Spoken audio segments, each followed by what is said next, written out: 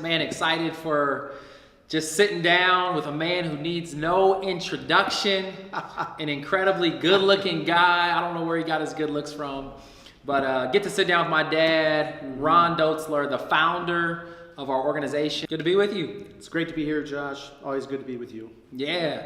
Well, I'd love to get started. Like I said, we've been around for 31 years. That's a long time. Yep. I know you said you had hair back when you Tough first work. started. I feel like I'm following the same trend. Yep. But obviously a lot's happened over 31 years. Yeah. Talk about initially when you felt called and compelled to move down to North Omaha. You were a chemical engineer, living somewhere else. Tell us about that part of your story. Yeah. So my wife and I were married, and for 8 years out of college, worked as a chemical engineer. That's what brought us to Omaha.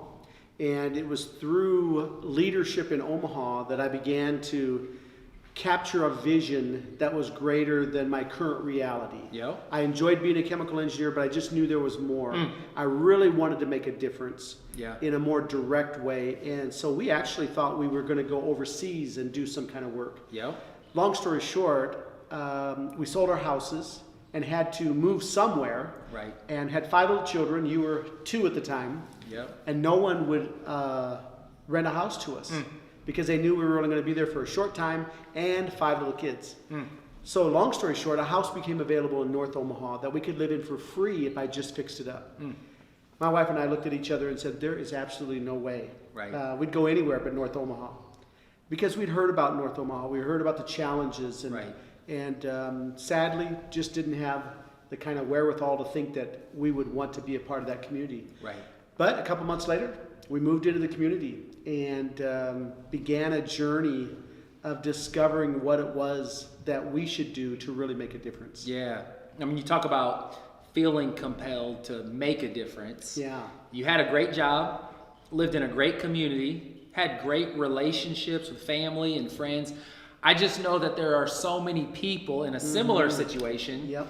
And maybe they look at you and say, man, you know, did he get an audible voice? Did God come down and speak to him? Like, what was it that caused you to make such a radical decision? Right. And knowing you, it was a radical decision, but it was also just so normal in the sense of there wasn't anything, crazy that happened. Right. And the same way you came to a decision is the same way that anybody can come to a decision. But talk about what was going on inside of you. You said you wanted to make a difference. Yeah. Were there any stories or situations that kind of just caused you to explore the idea of selling your house in the suburbs and moving to the inner city? Yeah, I think I became part of a church early on, and I just felt so compelled to want to make a difference in people's lives because as I would look at different people's lives, and even knowing my own life, I knew there would be more, and I wanted to be a part of helping people find that more. I remember in those early days that I wanted to leave and do this full time early on, but my wife was basically, no way, I am not going. Right. And so it took her about 5 years to kind of begin to think about it. Wow. So I really, in the course of wanting to go and do something, didn't know what that looked like. But by virtue of being a part of my church, I started getting to know other people who wanted to make a difference too. Yeah. And so we actually started getting involved in rural communities way back in the day. Yep. And we just started being there, helping, serving however we could, putting on little block parties back in the day. Yeah. I remember one outreach, we had an auction. We had a whole bunch of people donate things, and we went down and we auctioned things off. And we sold about 1/3 of the stuff. The other 2/3 we just gave it to the community. But we just loved being a part of the community, adding value to the community. And so those were some of the early days of just knowing that while some people might be, feel called to be a part of the business world, which I was part of and I enjoyed it. Yep. But I just knew there was more for me. Yep. Other pastors and leaders were part of churches, and I was around them, and I loved what they were doing, but I really wanted to be involved in the community. Yep. And so those were some early inklings, but I didn't know what that looked like. Right. We moved into North Omaha, and things started to unfold. Yeah. Yeah, I remember as a kid going to, if I can remember right, Howell's Nebraska. Howells, Nebraska. Howells, Nebraska, small town, scraping houses, doing cleanup projects. They had a flood. The town was flooded. Yeah. So we took a kind of a relief crew up there. Yeah. And you were just I just remember going and vaguely remember many of the things we're doing today. Yeah. We were doing in that small town. Yeah. And so you talk about some of those experiences. It wasn't like, you were doing some of the things that you would eventually do in another context. Right. I think of taking mission trips to Mexico. Yeah. You had been going to Mexico, and you had been a part of leading teams to Mexico and seeing the brokenness and wanting to make a difference. And so I think it's one of the reasons that you had a vision to make a difference and potentially overseas because of some of the experiences that you had. Right. Yep. So it got you to a place where your experiences, you knew you wanted to make a difference. You're doing it in your own context before you jumped here. I mean, 5 years of mom processing that. I didn't realize it was that long. Yeah. But that shows a level of patience and just waiting for the right time. You jump into it, you move into North Omaha. You probably had a vision for what you wanted to see happen, but then you had experiences. Mm-hmm. And so you talk about the first couple of weeks living in the community and the community you came from. Talk about that a little bit, because that's very stark contrast. It's interesting. When you think about vision, you think about these incredible dreams to make something happen. Yeah.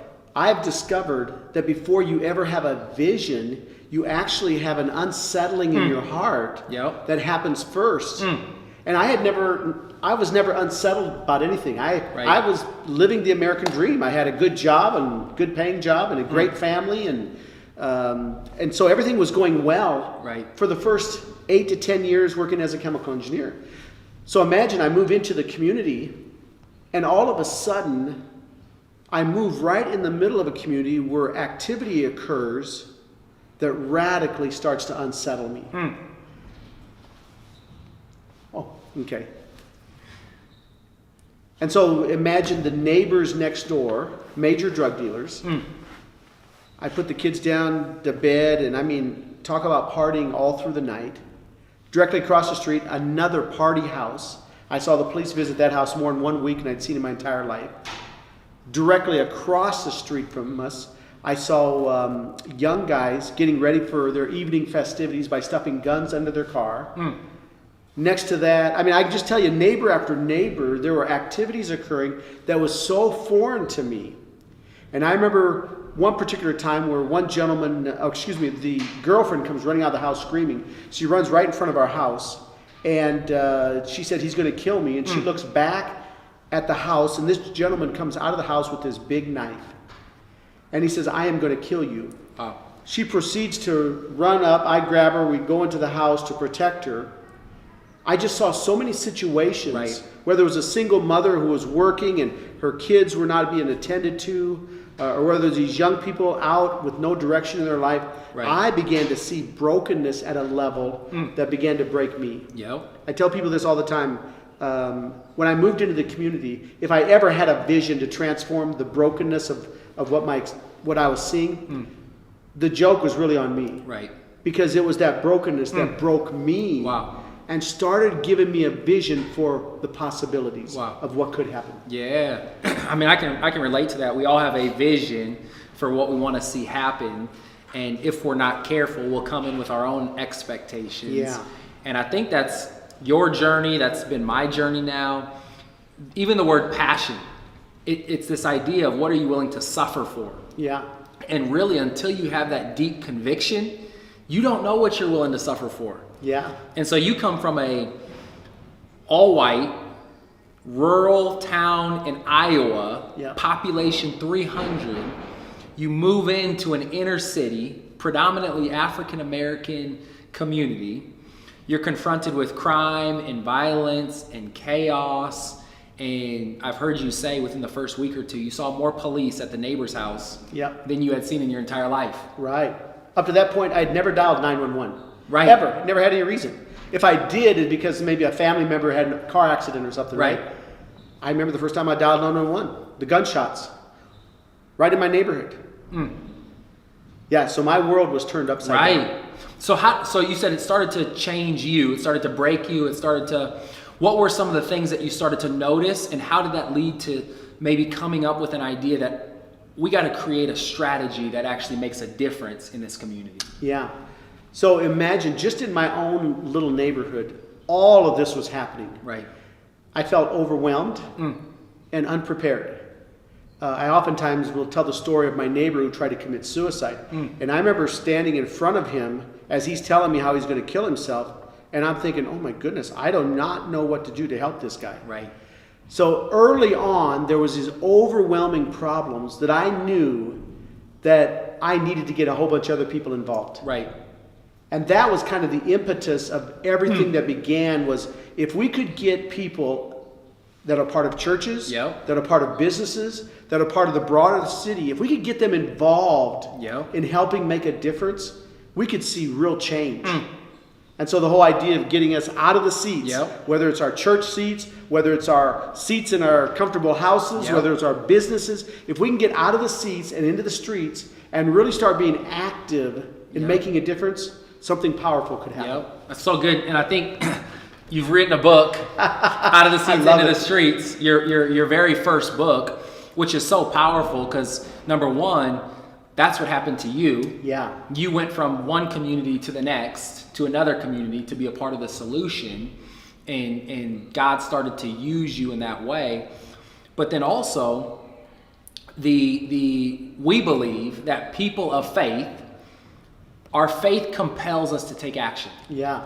And, a lot of people, there's something inside of us that wants to make a difference. Yes. And I think of some of the scriptures in the Bible that talk about love. And this idea, the greatest commandment is to love and to live with compassion for other people and to do for others regardless of what they do for us. Right. And so our organization has really been built on this idea that if every single person who believes that they have influence and wants to use their influence to impact the world around them, if we all get out of our seats and get into the streets, we can make a difference that literally leads to large scale change. Yeah. And so you wrote about it in your first book. It's your story. Over the course of 31 years, how have you seen this heart and this idea really lead to transformation? Yeah. I remember in the early days when we moved into the community, all of our friends thought we were crazy. Yeah. And so it took a while, but the more we began to just cast the vision and get people to come in and do simple acts of kindness, mowing lawns, picking up trash, one thing led to another. And all this time, too, I was being changed. Yeah. In fact, that is my first book. That book really records how all these stories and how God used it to change me. And we oftentimes say that God changes us first and then he uses us to change the world, right? I had to go through a lot of changing because I had prejudices, I had stereotypes, I'm so glad I didn't come into the community with an agenda. Can we just pause there for a second? Because you talk about how you had to change. Yeah. And your stereotype, your prejudice. I think even earlier when we talked about vision, you had a vision of what maybe you thought the solution could be. And your experiences probably helped shift some of that vision and what you thought. You talk about prejudice. I think this is so powerful because, again, you were married to a mom who's black. And so you're in a biracial marriage, but moving to the inner city helped give you perspective that you didn't have before. Totally. And even though you were married to somebody who looked different than you, you loved her, there was a prejudice that you lived with. Yeah. Talk about that. When I first met my in-laws, first of all, they said they did not want me to marry their daughter. When I said why, and they said because you're white. When I first met them, they began to use this terminology, white and black, which was very foreign to my language. But I remember them saying a whole bunch of things that were basically saying, Ron, do you know what it's like to be black in white America? Black and white America? I thought we were just all Americans. Right. Little did I know that there's majority populations in countries and there's minority populations. Right. And the majority rules, right? So minorities have to either fit in that culture or be marginalized by that culture. Right. And so when I moved into the community, I began to see a population of people that weren't being accepted, Right. weren't being understood. That's probably the biggest thing, weren't being understood. And I was chief amongst many. Right. I remember loud and clear many times calling my wife Prejudice because Right. she would talk this white-black language. I'd say, you're so prejudiced. Right. You see everything through this filter. She'd say, you're prejudiced.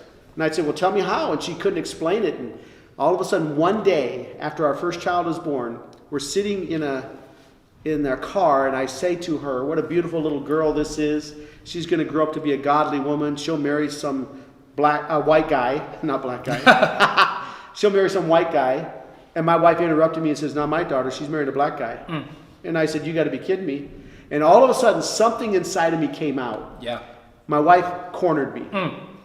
And with no intention or nothing deliberate, it just came out. Yep. Long story short, my wife and I realized that she grew up in the black zone, all African American community of Washington, D.C. area. Yep. I grew up in the white zone, around a bunch of white people. And we both had two very different perspectives about life. Right.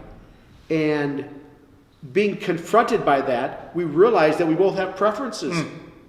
She preferred being around black people. I preferred being around white people.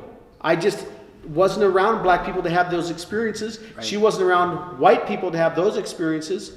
And long story short, we realize our preferences lead to our prejudices. Wow. So we're all prejudiced. Right. But if you're part of the majority culture, those prejudices actually become an advantage to you. Right. But if you're part of the minority community, those prejudices limit you, oppress you, Right. constrain you. Right. And I had never seen that before. Which is so hard to fathom or understand because, number one, when you use the word prejudice, Yeah. I'm not prejudiced. Right. No, I mean, nobody believes they are prejudiced. Yeah. But if you say, do you have preferences? Right. We all live with preferences. I know when we've been to Mexico, and man, I stand out like a sore thumb. They see me, people are looking at me, I don't speak the language, I don't sound the same, it feels weird being a minority in another country. Yeah.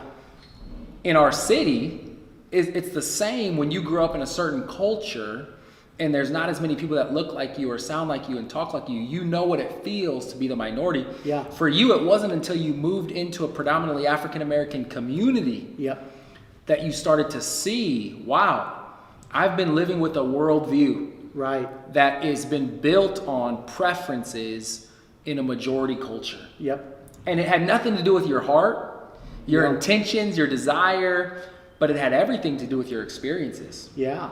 And lack of experience. Yeah. So becoming the minority, I began to walk in other people's shoes for the first time. Yep. I mean, I could have read about these things. Yep. I often would, in the early days, tell my wife, honey, I'm not prejudiced. I'm married to you. You're African American. I'm not prejudiced. Right. Little did I know what was really there. I had been shaped. Yep. I had been formed by the culture that I grew up in. Right. And so to begin to even process all that, Right. it's like going to another country. Yeah. Which I love, even what started this conversation, change people, change the world. Yeah. And the more we're changed, the more we can be a part of seeing change. Yep. And so your story of getting out of the seats into the streets really has started and will end with the change that's happening in you. Yep. And then the change that you get to bring to the world. And so like when we invite people to get out of the seats into the streets and participate with us, we're not just inviting them to be a part of the change in our community. We're inviting them to be a part of a transformational experience that leaves them changed too. Yep, that's exactly right. Talk about that, because that's such a different paradigm shift when it comes to inviting people to participate in the work that we're doing. Yeah. You know, it's interesting, but I think when you think about what our potential is as a people, and you look at our city, and you see some racial divides, and you see some impoverished conditions, and you just see brokenness throughout our city. I think we can do better. But we're getting what we're getting because we are what we are. We're doing what we're doing because we are who we are. if we can change who we are, we can elevate our city. And so that's why change is so critical to each one of us. Wow. Because the way we think, the way we act is all a result of who we are. We're human beings before we're human doings, right? Yep. If we can change who we are, we can change what we do. Yep. And our city can elevate, and every single person in every single community can reach their full God-given potential. Right. That's the dream. Yeah. But it starts with those of us that really want to make a difference, which I think is most of us. Some of it just needs to be awakened. Right.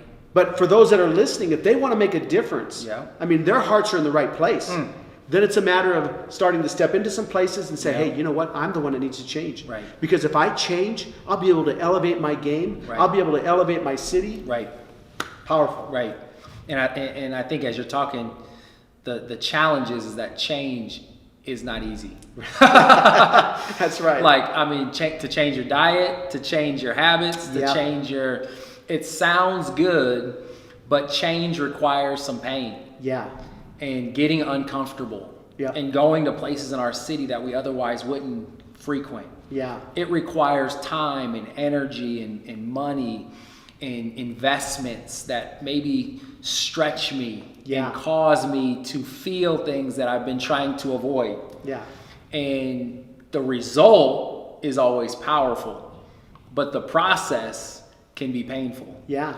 And I'll go ahead. But I was going to say, but if you do it with a bunch of people that are having fun, Yes.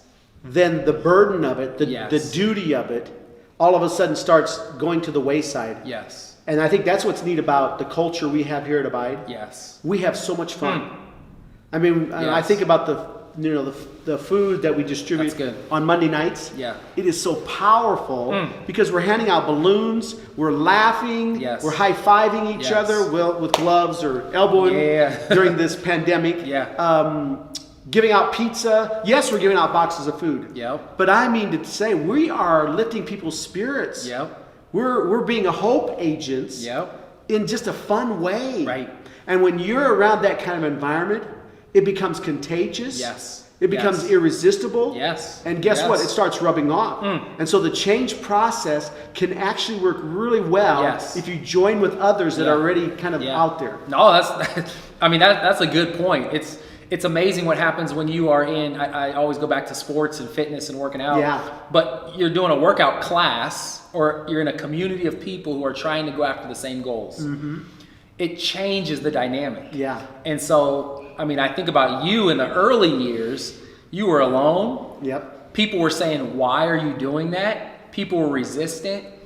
And because you stayed the course, and there were people that came and supported and encouraged, we get to stand on the shoulders and we get to be a part of a community, a culture that's been built where it actually can be fun. Yeah. To be in the middle of change. Yep. And be a part of the process and that experience. So, I mean, I would say this, I've been able to watch the work, the time, the energy, the investment, and I've been a part of being able to experience just what it means to try to lay a foundation. Right. And today, there's a whole culture that's being built from one family to hundreds of families that come down to North Omaha on a consistent basis to serve, to be a part of church, to give back to the communities on Monday nights and passing out food. I mean, there is some momentum that's happening. I want to just for a minute talk about this word culture. Yeah. Because there's programs that we do, there's activities, there's sports and mentorship and passing out food, and there's programs that we have started. But I think the pivotal piece that we've discovered and we do is we've tried to shift and build a new culture. Yeah. Talk about the idea of culture. Yeah. When you're around a culture that's full of hope, full of potential and futuristic realities that people are speaking into, and it's full of encouragement. When you're around that, I tell you what, it elevates you, right? But when you're around other environments that actually take you down and pull you into a place that's not healthy, and many of us have experienced that at some level. But imagine a whole community like that. I mean, I was going to have you share the story about the neighbor across the street. I mean, here's Here's us living in our house. Right. And right across the street, another house. Two totally different cultures. Yes. And the result of that individual's life Right. versus your life. Yeah. I mean, tell that story a little bit. Yeah, I mean, I've said it before. Some people will say, based on where you grow up, that will determine the trajectory of your life. Right.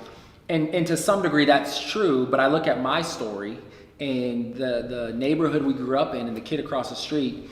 And, in our house, we did family activities. We were always playing games, competition. I had every opportunity to become the person that I was gifted to be. Mm-hmm. Through education, through sports. I mean, you guys took us to practice 5 a.m. in the morning and after school and the schools that we were a part of. I mean, we had this incredible, caring, supportive environment where the kid across the street, same neighborhood, same street, grows up in a house, single parent home, probably didn't know who his dad was. Mom, amazing woman, but worked all the time, couldn't really watch over him, had some sisters that were involved in different gangs and honestly were in fights all the time in the street. And at 16, he's gunned down on the corner of our block. Yep. Not a house he chose to grow up in, not an environment in a situation, not a culture he chose to be in, but a culture he was raised in. Right. Same community, different cultures. Yep. And I've seen that in sports. I've played on winning teams and I've played on teams that underachieved. Yeah. And what separated those teams was the culture that was built and established. And I think what we've discovered is people are the greatest resource when it comes to culture. Mm-hmm. A mom and a dad, family, a support system. Right. And when we support the people of a community and we invite them into a new culture, a hope-filled, a love-filled, a culture that says, man, I'm going to invest in you just like I would invest in my own children. Mm-hmm. I'm going to care for you just like I would care for my own children. Right. Number one, I can tell you this. A lot of people aren't used to receiving that because they're used to living in an environment of fear, in an environment where they're just learning to survive on their own. Right. But when they get over the hurdle of saying, wow, these people do care. Yep. They do have my best interest. They do want to see me reach my potential. Then you start to see them open up. And that's where the magic happens. Yeah. That's where the transformational relationship happens for the person who is now getting invested in by somebody else, but also for that person who's saying, I want to invest. Yep. Because we get to see people live in a way that we had never experienced before, and it starts to change us from the inside. I think about people who shared stories about the kind of people that have impacted their lives. It isn't always the smartest, right, or the wealthiest, right, or the more prominent. It's the average person in everyday life. I mean, I think about teachers. The number of people that said, this teacher cared for me, loved me, spoke into me, told me that I'd be somebody, and as a result, changed my life, changed the course of my life. When I think about us as an organization, I just want to give a shout out to the number of business investors, individuals that were there with me 31 years ago, 25 years ago, when we were trying to figure things out, and we were struggling to understand certain things. They believed in us. They believed we could do better. They had a dream for our city. And they invested and continue to invest. And so the number of donors that gave generously to see something powerful happen like it's happening today, 31 years into it. It's amazing. So I am so grateful for those kind of individuals. And I just second that. I mean, a huge shout out to anybody who has supported through time, through money, through, bringing your wisdom to the table.